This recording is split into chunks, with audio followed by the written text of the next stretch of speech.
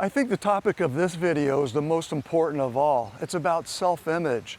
A few years ago, I was in Boston having coffee with an old friend. He told me he wanted to lose weight. At the time, he weighed over 300 pounds. He asked me, "But Peter, how do you motivate someone like me?" I think about that question all the time. Most of us want the answer right now, the quick fix, the formula, the right habit, the right routine, the right book, the right diet. But I think we might be putting the cart before the horse. Before we can begin, we need the right self-image. Growing up in California, we had this book at home. It's called Psycho-Cybernetics, and it was written by Maxwell Maltz, MD, in 1960. I figured it was an important book because it had a fancy, kind of a science fiction sounding title, and it was written by a doctor. And it seemed rather new age to me, whatever that meant. I was 10 years old at the time, and I had absolutely no clue what this book was about. 50 years later, I finally bought the book and I opened it for the first time. When we think about peak performance thinkers like Zig Ziglar, Wayne Dyer, Tony Robbins, one name that rarely comes up is Dr. Maxwell Maltz.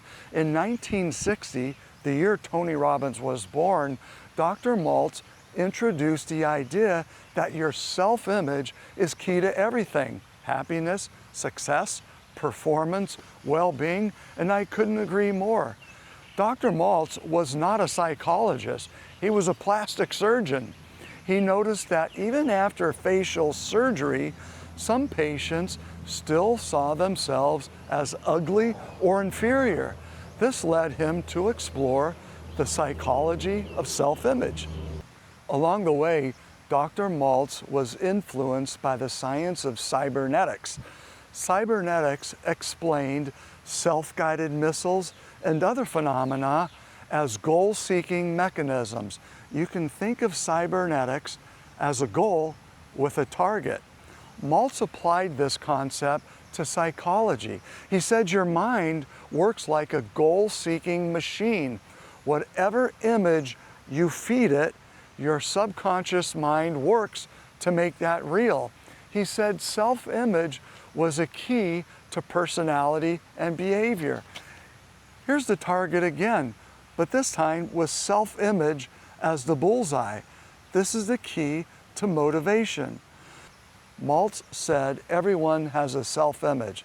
It's a mental blueprint based on our past experiences, successes, failures, humiliations, triumphs, reactions from those around us, especially from early childhood. He said our self-image is the golden key to our behavior for two reasons. Number one, all of our actions, feelings, behaviors, abilities are derived from this self-image. And number two, we can change our self-image at any time. We're never too old or too young. He talks about the subconscious mind as an automatic goal-seeking machine.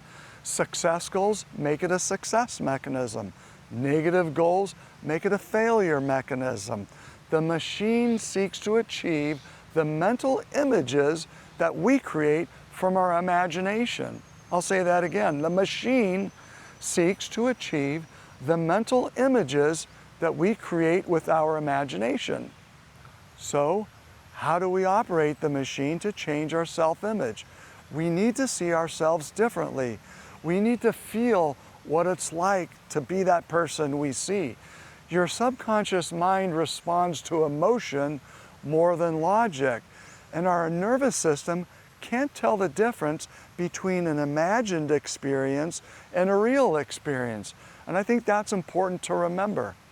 Our job is to provide the goal. The mechanism provides the means.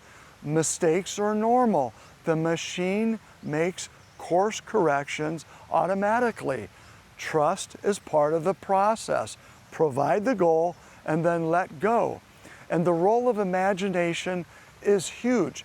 By reliving our best memories, we can use our imagination to see ourselves achieving a goal in the future.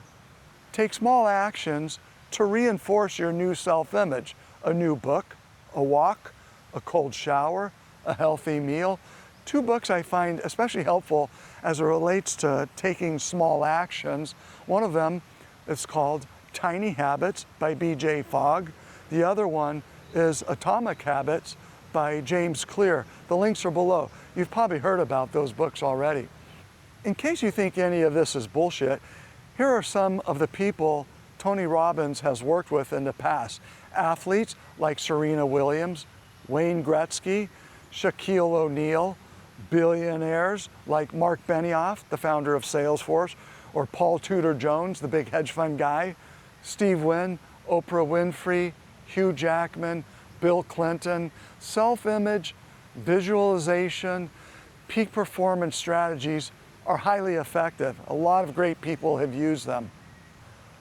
I remember around the time I turned 60, living in Boston, I wanted a change.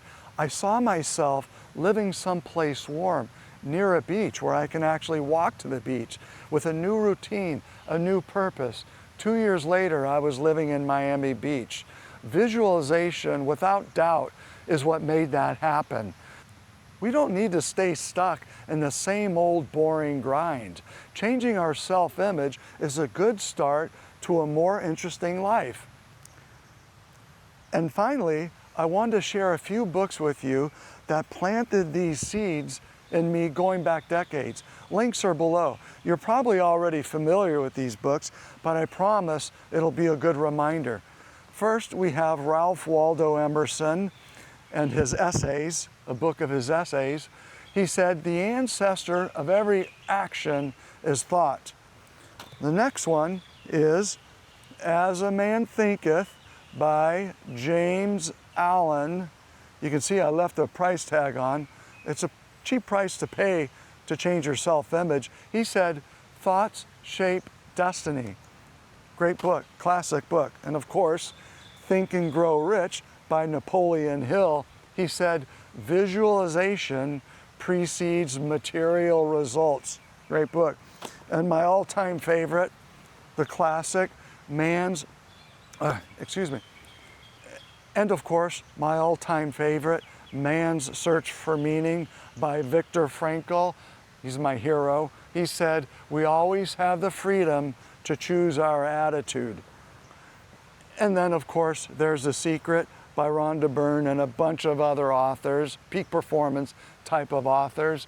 And The Secret, in case you didn't know, The Secret is the law of attraction, which translates to that everything that comes into our life is a result of the images in our mind. Okay, now you know the secret. And down below, I also have a link to a map of all of these thinkers I've talked about, both before and after Maxwell Maltz, the author of Psycho-Cybernetics. I invite you to offer suggestions or raise any questions in the comments section below. I thank you very much for taking the time to watch my video. I'm Peter Pavlina of The Wellbeing Man, and I'll see you in my next video.